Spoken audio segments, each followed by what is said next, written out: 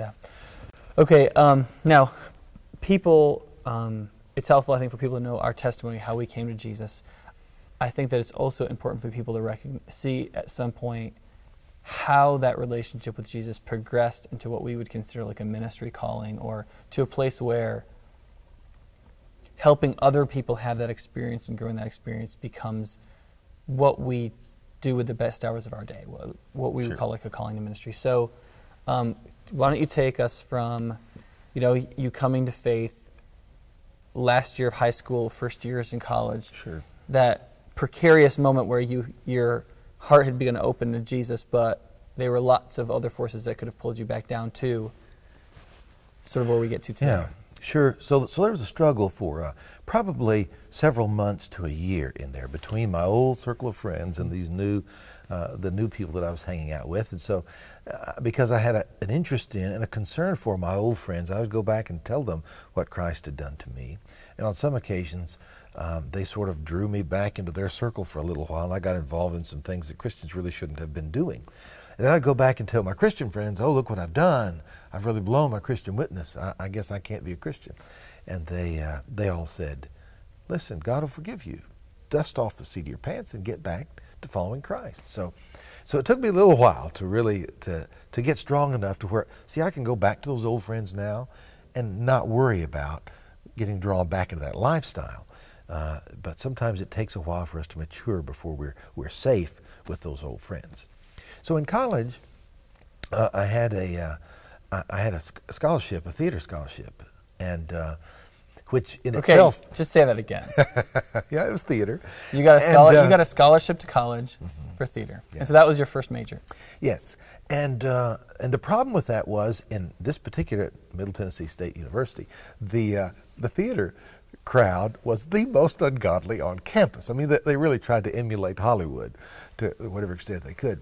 And so I came to realize very quickly this was not a good place for me to grow as a Christian, and that I was really in danger there. And it turned out that the theater department and speech department was really under the same heading in those days. So they allowed me to change my major from theater to speech and still keep my scholarship. So my undergraduate degree was in public speaking. Okay. In the midst of this, though, even in college, I was teaching a Sunday school class at the church, working with the youth group, speaking on occasion at youth camps, or even giving my story of how I came to Christ, telling that to folks at the church. On more than one occasion, I had someone who would come to me afterward and say, you ought to think about going into ministry. And at first that offended me, because I felt like being in the ministry is something that God calls people to do, not people calling people to do. So I'd say, that's up to God. That's none of your business. Well, as years went by, or maybe I should say months went by, I came to realize that one of the ways God calls us is through other people. So eventually I would feel that call in my own heart, and through the scriptures, and through other significant people that God put in my life, to where it became clear to me that God is opening this door and calling me into full-time Christian ministry. Now, while you were teaching at Sunday school class, you also sort of developed a ministry with some other guys at Middle Tennessee State University, right? Oh, yes. Say a little bit about that. Yeah, this winds up being another of those formative Christian events in my life. We somehow crossed paths with some other Christians at Middle Tennessee, and we decided we need to get together and have a little group share time, support time, because there weren't a lot of Christians on campus. So the first time we met, I think there was myself and two guys and two young women. Okay, we met in someone's small apartment, and we just talked about the Lord and got to know each other. And then as weeks went by, we would meet every week, and we'd pray together, and we'd study the Bible a little bit, and often we would tell someone else and bring someone new. Well, those 5 grew to 15 before long. We had to be selective about whose apartment we could meet in.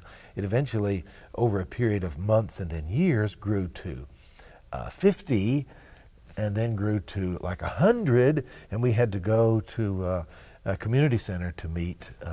And this was such an awesome experience for me, because many people would bring their non-Christian college friends to these meetings in our apartments, and people were coming to Christ just in droves. And we would go out and to other neighboring towns and talk to high school students and church groups. And wow, just saw a lot of people come to Christ in those years that we were in college. And to a certain extent, I've been trying to recapture that awesome spiritual experience ever since. Just profound, powerful moves of God where people are coming to Christ in droves. Yeah. Yeah, and so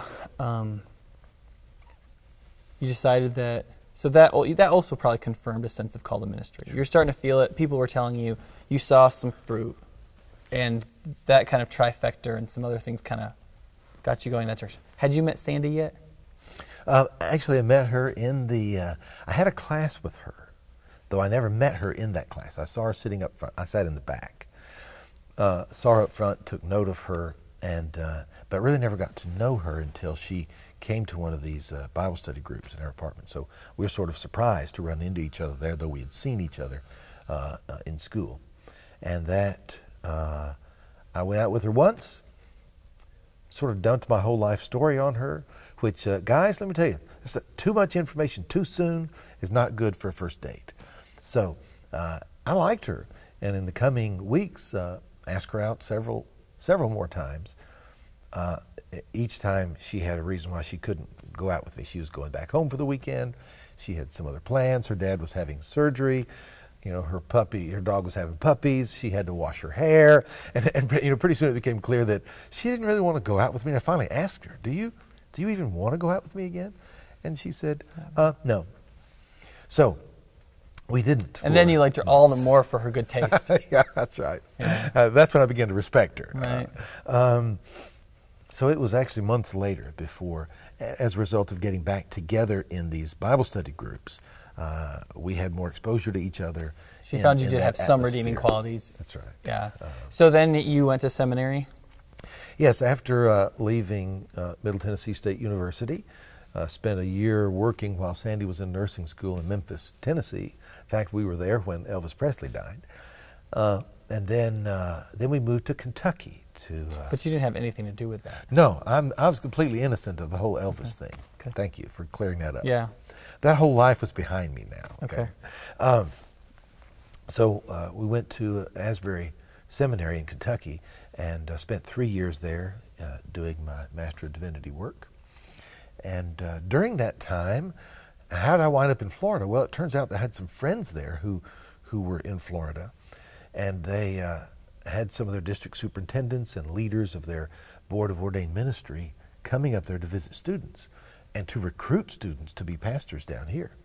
And they said to me, come and meet these leaders because they love Asbury graduates, and wouldn't you love to come to Florida? So I met them and struck up some good relationships there, and over a period of years, when we finished seminary, this is where we came for full-time service. Yeah, but first to Alabama.